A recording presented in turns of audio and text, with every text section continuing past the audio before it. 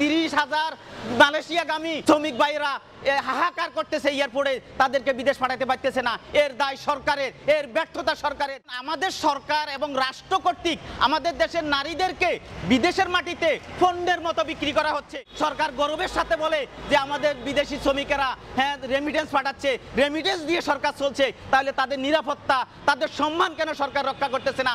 এর দায়িত্ব সরকারের, এর ব্যর্থতা সরকারের। বাংলাদেশের নারী শ্রমিকেরা মধ্যপ্রাচ্য সহ বিশ্বের বিভিন্ন দেশে নানাভাবে নির্যাতিত হচ্ছে, নানাভাবে লাঞ্ছিত হচ্ছে। বিভিন্ন গবেষণা প্রতিষ্ঠান বলছে যে প্রতিদিন গড়ে 7-8 জন করে নারী শ্রমিকের লাশ বাংলাদেশে আসতেছে এবং নারী শ্রমিকেরা বিদেশে বিভিন্নভাবে লাঞ্ছিত হয়ে, নির্যাতিত হয়ে তারা বাংলাদেশে যখন আসে তখন তারা তাদের পরিবার কর্তৃক, সমাজ কর্তৃকও তারা নানাভাবে লাঞ্ছিত হয়, অপমানিত হয়। আপনারা জানেন যে আমরা আইএমএ জাইলিয়া যুগের কথা শুনছি, যে আইএমএ জাইলিয়া যুগে নারীদেরকে নাকি পণ্যের মতো বেচা কিনা করতো বাজারে।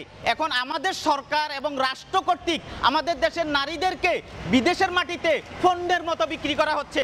যে সরকার তার নির্ধারিত ট্রাভেল এজেন্সির মাধ্যমে নারীদেরকে বিদেশের মাটিতে মধ্যপ্রাচ্য সহ বিশ্বের বিভিন্ন দেশে পণ্যের মতো বিক্রি করতেছে। দালালেরা বাংলাদেশের বিভিন্ন গ্রামগঞ্জে অসহায় নারীদেরকে নানা রকমের প্রলোভন দিয়ে নিয়ে আসে, ঢাকায় নিয়ে আসা ট্রাভেল এজেন্সির কাছে 20,000-30,000 টাকা বিক্রি করে। আর এই ট্রাভেল এজেন্সি বিদেশের মাটিতে সেখানে 2.5 লক্ষ 3 লক্ষ টাকায় নারীদেরকে বিদেশের কাছে বিক্রি করা হয় এবং বিদেশের মাটিতে নারী শ্রমিকেরা ওখানেও নাকি 7-8 বার করে বিভিন্ন দালালের কাছে বিক্রি করে। নারীরা এই নির্যাতনের শিকার হচ্ছে বিদেশে। অনেক নারী যখন নির্যাতিত হয় তার কফিলের কাছে, তার মালিকের কাছে, তখন তারা প্রতিবাদ করলে বলা হয় যে তাদেরকে তো টাকা দিয়ে কিনে নেওয়া হয়েছে। তাহলে কেন আমাদের দেশের সরকার এই তাদের নাগরিকদেরকে এই পণ্যের মতো বিদেশিদের কাছে বিক্রি করবে? এটা একটা রাষ্ট্রের জন্য লজ্জাজনক। এর দায় সরকার কখনো এড়াতে পারে না। যে এই নারীদের উপর যেভাবে অত্যাচার, নির্যাতন, নিপীড়ন হচ্ছে, সরকার নারীদেরকে পণ্যের মতো বিদেশে বিক্রি করা হচ্ছে, এটা বন্ধ করতে হবে। আর যদি সরকার নারীদেরকে বিদেশে পাঠাতে হয় তাহলে তাদেরকে টাকার বিনিময় না, তারা তাদের শ্রম বিক্রি করবে, শ্রমের বিনিময়ে তারা টাকা উপার্জন করবে। তাদেরকে কেন বিদেশের কাছে 2.5 লক্ষ 3 লক্ষ টাকা বিক্রি করতে হবে? এটা একটা নির্যাতন, এটা একটা নিপীড়ন। এর দায় সরকার কখনো এড়াতে পারে না। এর দায় সরকারকে নিতে হবে। সরকার যদি নাগরিকদেরকে বিদেশে পাঠায় তাহলে এদের সম্মান রক্ষা করতে হবে, এদের নিরাপত্তা নিশ্চিত সরকারকে করতে হবে। আজকেও আপনারা দেখছেন যে 30,000 মালয়েশিয়াগামী শ্রমিক ভাইরা হাহাকার করতেছে এয়ারপোর্টে, তাদেরকে বিদেশ পাঠাতে পারতেছে না। এর দায় সরকারের, এর ব্যর্থতা সরকারের। কারণ তারা 6-7 লক্ষ টাকা ট্রাভেল এজেন্সির কাছে দিয়ে মাসের পর মাস, বছরের পর ঘুরতেছে। সরকার বলছে তাদেরকে পাঠাবে।